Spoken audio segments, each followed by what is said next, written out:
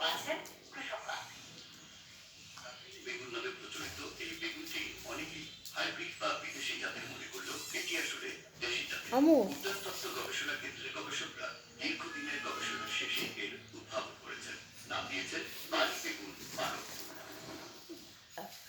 বগুড়া সদর উপজেলায় চলতি মৌসুমে পরীক্ষামূলক চাষাবাদ করেছেন কয়েকজন কৃষক। প্রজাতির বেগুনের তুলনায় এতে সার কীটনাশকের ব্যবহারের প্রয়োজনীয়তা কম বলে জানান তারা।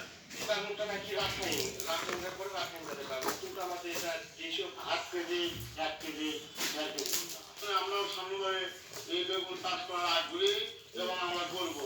এই জাতের বেগুন চাষে একদিকে যেমন উৎপাদন খরচ কম, তেমনি কৃষক নিজে এর বীজ সংরক্ষণ করতে সক্ষম।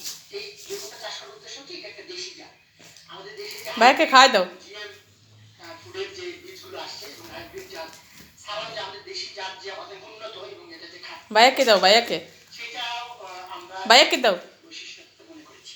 দেশব্যাপী এর বাজারজাত আয়ানকে দাও, আয়ানকে সব ধরনের সহায়তার কথা জানায়। আয়ানকে খাই দাও, আয়ানকে আয়ানকে বিভিন্ন বাজারে যারা ক্রেতা বিক্রেতা আছেন তাদের সঙ্গে আমাদের কৃষকদের একটি মার্কেটিং লিঙ্কেজ আমরা তৈরি করে দিব।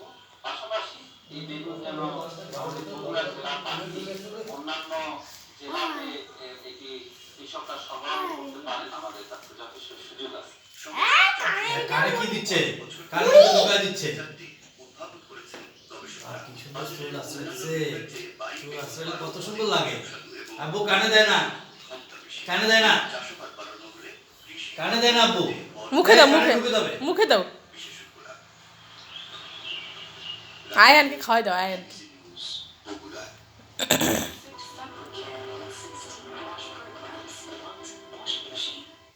মুখে দাও। তারপরে উত্তরা